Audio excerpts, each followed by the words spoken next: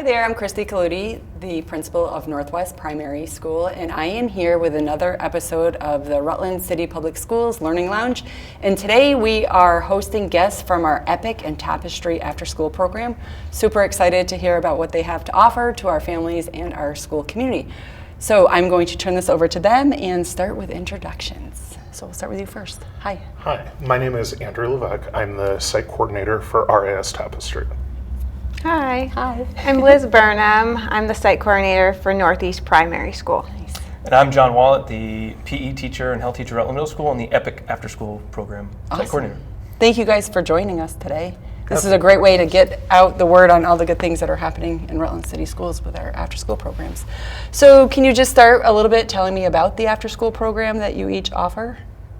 Who would like to start? I can go first. At the middle school, we serve grades 7 and 8, and we run currently 4 days a week for all students, and we offer many different things for students, including cooking and physical activity and learning lifelong skills like cooking and financial literacy, many things, technology, STEM. It's a great program for students to go to after school. So how would one go about signing up? So let's say I have a middle school student that's interested. What would I have to do? So teachers at school have sign-up forms. There's also a way to sign up digitally through the Rutland City Public Schools website. Okay, great. And maybe what we'll do is just highlight a little bit of the programs and maybe have a further conversation in terms of the benefits and things like that. Liz? Sure. So we serve grades K through 2. We have roughly about 25 kids enrolled right now. Tapestry is $100 a week. We do a bunch of STEM activities. We do arts and crafts. December, we're focused around learning about holidays around the world. Sometimes we have enrichment leaders that come in and they'll teach their hobby or skills. Last year we had a service dog come in once a week for the kids, and they really enjoyed that. And then we do a lot of play because kids learn a lot through play. Definitely. At RAS, we serve grades, I think it's 3rd through 6th. Okay. Getting my footing because I'm new to Oh, RAS good. this So you're year. new to it. Yes. Perfect. So we serve grades 3 through 6, 5 days a week, Monday through Friday, whenever school is in session currently. That being said, we don't have programming on half days or in service days. One thing that's new to Tapestry this year is we're focusing on a commitment to immersing students in foreign language as part of our growing MLL population. Absolutely. I got to witness over the summer the kids kind of gravitating towards the MLL students.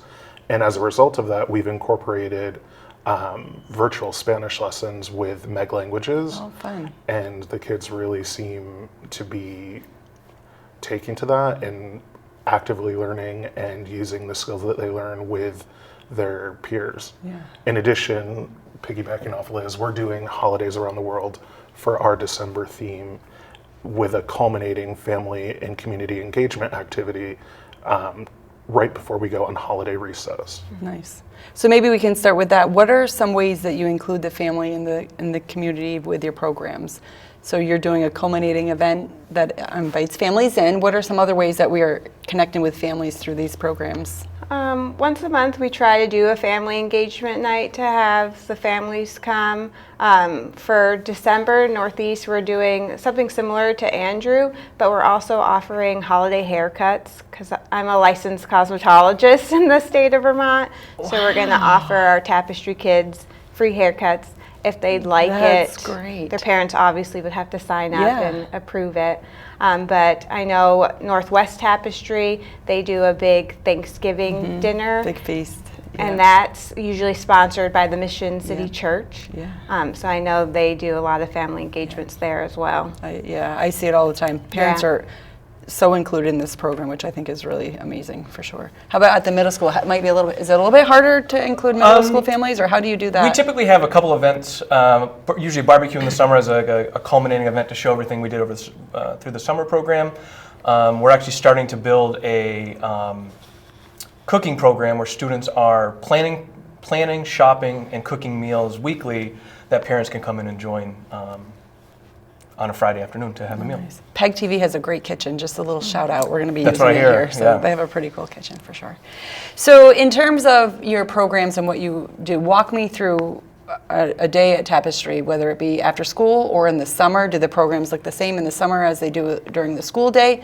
Who can walk me through maybe what Tapestry looks like and then Epic? Liz, do you want to start maybe since? Sure.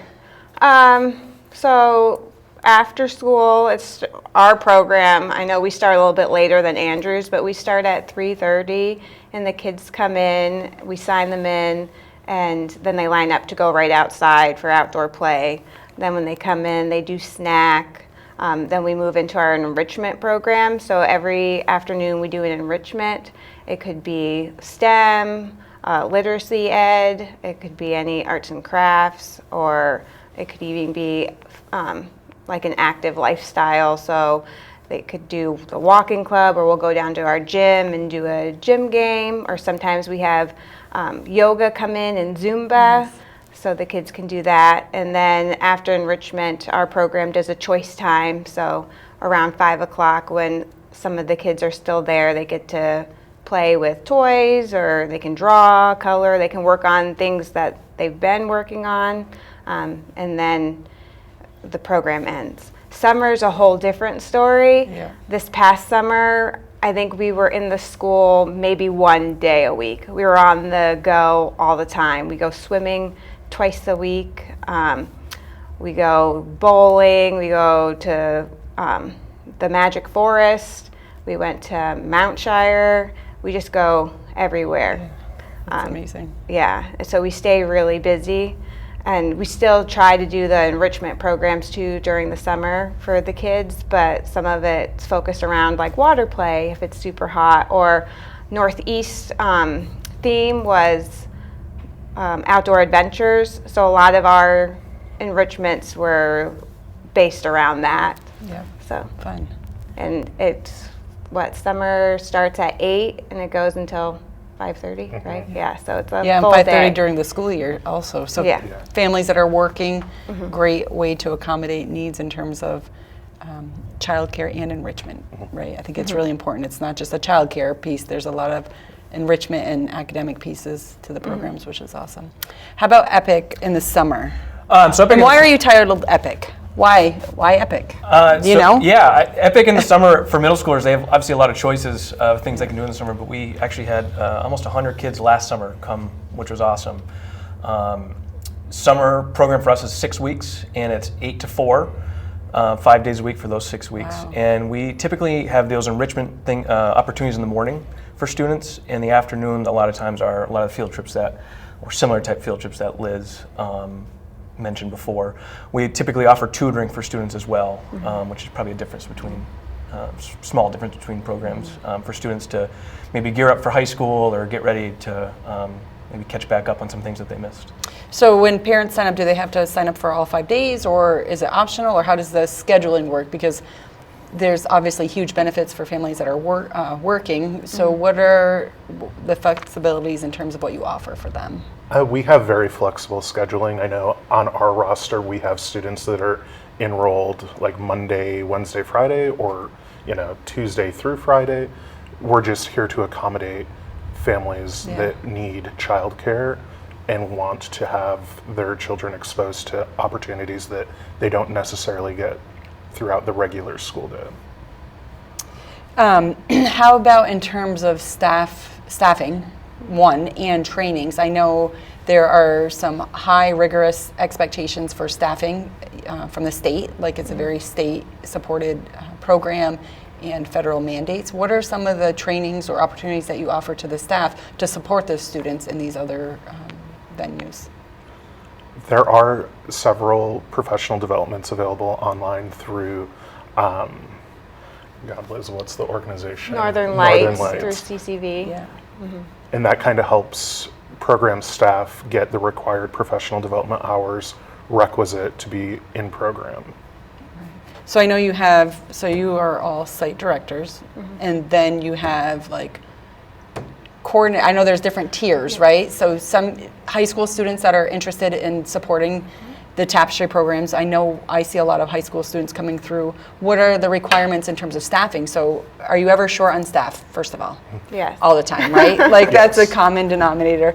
What are some ways that folks could become certified to work for you or eligible? Because I know we have a lot of families in the community that watch this program, so maybe they have a high school student that needs a summer job or an after-school job. What are the ways they could connect with you guys, and what are the requirements for that? Sure. They can apply online. A lot of times the positions are open and it's mainly just one, what am I looking for? One description, but it's for all the tiers. So we have group leaders, we have assistants, and we have aides. The high school students fall under the aide program or position, and there's really no requirement needed for in the aide position. You go through the interview process, and then if we think it's a good fit, you get hired, but then you have to get CPR certified. Okay. Every person who works in our program are CPR and first aid certified. Everybody has to take the Vermont orientation training that's required through the state, as well as the mandated reporter, which those are all online, and you get paid to do them, and you could do them from the comfort of your home because Nice. one's 9 hours long. It's the Yeah. Vermont orientation. So those are all given to you once you get hired. And then we offer professional development days throughout the school year, as well as a big professional development day right at the beginning of summer for all the new staff that comes on. And usually that's done at the high school, and everybody gets like 8 hours of professional development in one day. I believe it's what, John, 12 hours Somewhere around there, yeah. that's required to maintain throughout the year. What's really nice is if you have a high school student that is interested in maybe working in education. I know at RIS, Yeah. we have several high school aged aides that come in, and really that student voice, student choice resonates with the programming that they bring to the table. We have several kids that are very into music and band, and they are now leading band and music lessons for the RIS learners. So it's a great launching platform to get your feet wet to see if maybe a career in education is suitable for you, and a great way to build on foundational skills to become That's a a great 21st idea. century. And I was just thinking, so Stafford has some educational programs for their students, and also Rutland High School has the work-based learning programs, and I have interviewed those folks on here before, but just making that connection, I was just thinking that would be a really nice to have some staffing, because I know it's always a problem to have staffing for sure. So when you are receiving funds and all these grants, there's always expected outcomes, right? Like you always have to report out to the state. What are some of the materials that you're collecting, or the evidence to show that a program like this is working, not only to enhance like the social emotional development of students, but also in terms of academic success? What are some of the guidelines and things that you collect, the data you collect for it? So in the middle school, I can speak Epic and Tapestry a little bit different, but a big thing is attendance. So tracking attendance from the school day to the after-school program, and there's definitely a correlation between kids attending school more regularly, in part because of the after-school program and wanting to be there. And certainly we try and have about, on average week, about 15 different enrichment activities for students that allow them to build on previous learning throughout the school day. So it's certainly, we have a lot of fun, but we're also trying to make those connections for students academically in the after-school program. How do you communicate with the classroom teachers, maybe on showing particular growth of the students? Is there a connection between what happens in the classroom, or There are. It's how kind does of that work? Yeah, it's kind of a two-part answer. All of my staff at the middle school are all teachers or paraeducators in the district. Oh, wow. So That's really we're a little nice. spoiled in that Yeah, sense. that's really nice. Which is wonderful because kids Yeah. just roll right into it, and Yeah. teachers just roll right into it. But we also, a couple times a year, we offer tutoring, where teachers will recommend certain students who might need tutoring, who might be below a certain grade in their class, and they're able to access Epic to do their tutoring to try and catch up. Nice. And are there transitional activities that help with students that maybe are in 8th grade headed to the high school? Are there any high school programs similar to this? I feel like there are, fairly new. There are, yeah. Yeah. The high school Epic program is open 9 through 12, Okay. but they're in the midst of a leadership transition. But for example, last summer we had the middle school and high school EPIC programs were together. Okay. So we kind of split our time between down at the middle school on Library Ave and up at the high school. Oh, nice. So students who were going into high school kind of got an orientation to the building and met some teachers, and it was a really positive experience. That's really nice. There was another question I was going to ask, but I'll get back to it for sure. How about at the elementary school? What's some data that you collect to show evidence of the program working or benefiting the students? Similar to John, we have some paraeducators who work with us that work in the school. And we also offer the tutoring program. We haven't started it yet for the school year, but it is present during summer. But also I know Marie, who's our executive director of Tapestry, she'll send out surveys to the teachers wanting to know about how their student is with attendance, if they're coming to school more regularly or if it's improved, as well as their work, if they see improvements in the child's work during the school day, to see if that helps. Because a lot of times we have teachers who reach out to see if we have any openings for a child to come and they think that the child would really benefit from it. So then we are able to monitor that to see if they're improving in the school day. Great. Anything similar, different at the intermediate school?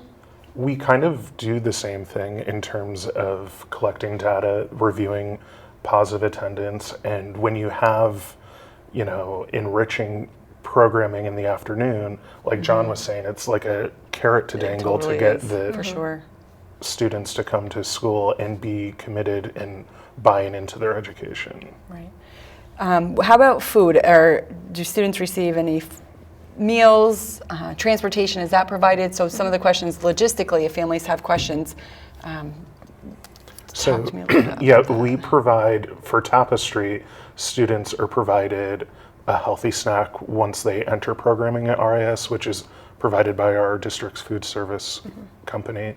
We also have on hand healthy snack options for students that might need additional nourishment throughout programming Yeah. because they're growing and they're hungry. Right, So for sure. we do feed your children after school.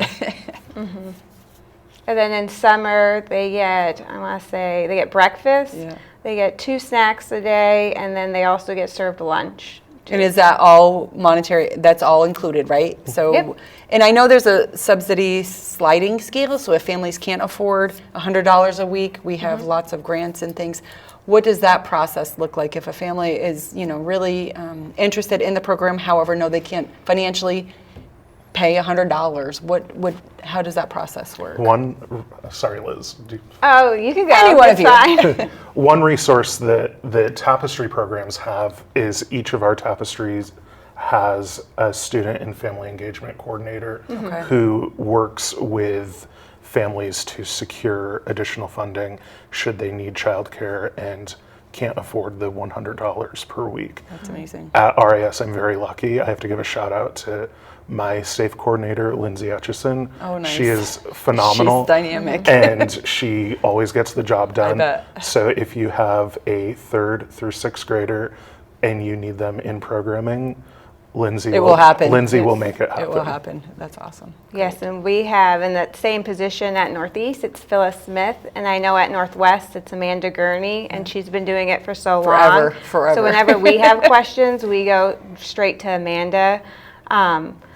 But there's the child care benefit that families can apply for, and that's an application that we can email them and they would fill it out, but it doesn't come back to us. It goes to the state office, Okay, and it perfect. says the instructions on the application. But if for some reason a family gets declined the child care benefit, we offer a Tapestry sliding scale, which they can apply for too. And normally it always works out because we don't want a child to not be able to come due to Right. money. So we always work with families if it's first with the child care benefit or one-on-one in the office. Great. And EPIC is completely free. We're funded a little bit differently. Oh, really? EPIC I didn't 7 realize through that. 12 is Okay. completely free to students. Wow. And we all provide busing to students after school. My bus is 5 o'clock. I think you guys are a little bit different. And then in the summer, it's morning and afternoon for students who might need busing to get to program. Right, that really helps families with the hardships of financially and transportation, Yeah. right? Those are always two big factors that Definitely. like keep students out from these programs for sure. So where do you see our after-school programs headed in the future? Are there any upcoming fun events that you want to offer, to share? I know like at Northwest, we have a waiting list, so we are seeking more staff if anybody's interested. Is the application on the Rutland City Public Schools website? Is that where they can apply, or how do they get to it? For adults or for high school students looking to gain employment, it's usually open through School Spring. You can submit all your Okay, through materials through School School Spring. And those, Which can be pretty complex. So It what can if be. I don't know how to use School Spring? What could I do? you could always reach out to either a site coordinator or Okay. the best option is always to go right to the source. You can email our executive director, Marie Gilman, Yeah. and all of this information can be found on the Rutland City Public Schools Tapestry tab page. And call any one of the schools. We're, we're all really good about making sure we connect people in the right, because School Spring can be, if you're not in education, it can be a Yeah. little wonky to apply for sure. And you brought up the wait list. Again, I want to give a shout out to my great staff because we had a very long wait list and we were able last week to clear all students off the wait list. So That's now we great. just need a few more staff so we Yeah. can slate another Yeah, group. that's great. Nice. So what do you see for upcoming trends, things that you may be doing in the future to innovate these programs? Well, we've been doing a lot of fun things so far at Tapestry. I know the last 2 summers we've been bringing the kids horseback riding, and I know RIS did it for the last 2 years. I think EPIC just did it this past summer. But getting the kids out, they get to go once a week, and they get to brush horses, take care of them, then they get to ride them. Is it therapeutic? Is that the whole basis of it? Well, and do they just get to trained give- on it, or? They learn how to ride. Yeah. So at the beginning, they learn about the horses because they'll go over saddles and the parts of the horse. And then the end goal is for the child to go on a trail ride Really? by themselves, like steering and everything. So Chipman Stables does a really great job doing that. And the kids love it, and it's just giving them access to things that they might never get to do. Absolutely. So we try to look for programs like that just to let kids learn about totally different things that you wouldn't expect to learn in an after-school program. Are you guys able to utilize our local resources like Wonder Feet or the Paramount or the Rec? Are there any ways that we're incorporating our local resources? Yeah, the rec for sure. The summer, White's Pool is a big hit for the kids for sure. So we go there twice a week. And then coming up, we're going to offer ice skating because we're located. We walk over to Georgetti and we do some ice skating in the winter. Right. And then we also, during the summer and the school, we have Miss Amanda with the Rutland Free Library. She comes to us and she'll read books to the kids, and she always brings a craft for the kids to do with her. We just started going on a field trip to the Rutland Library to see Miss Amanda there as well. And I know she visits Northwest Tapestry too, as well as RIS. And we also collaborate with the Mint. Starting in January, we'll have the Mint coming back into program, and they also come in the summer too. And last summer you guys had, well, I know Northwest had an art bus, or Yeah. that was amazing. Yeah. I can't The remember kids the name, really but loved it it. was really amazing. All the projects they did, and then it was just Yeah, and they stay for like the week. the week. the Yeah, art they had bus. an amazing setup for the students. Yeah. Yeah, that was great. How about some final thoughts? Any final thoughts or words of wisdom about your programs that you want to offer to our wonderful community? I would say that the EPIC program is something Epic? EPIC program is very epic. We're always trying to make things, improve things and make things fun for kids and for them to learn. It's a great way for your student to have a nice, safe place where people care about them after school. Yeah, great.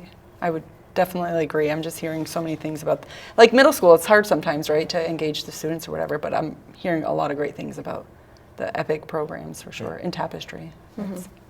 I was actually, the first year Tapestry was in Rutland City. I was working in the city at that time with the executive director, Diana Fenning. So it's been around for a long time, and I was an enrichment coordinator way back when, so I have a fond spot in my heart for Tapestry for sure. So, well, thank you guys so much. I appreciate this, and if anybody's interested in working at our Tapestry programs, please reach out to one of the schools, and if families, if you're interested in having your children join, just reach out to the schools and we'll definitely connect everybody. All right, thank you so much for watching this episode of the Learning Lounge.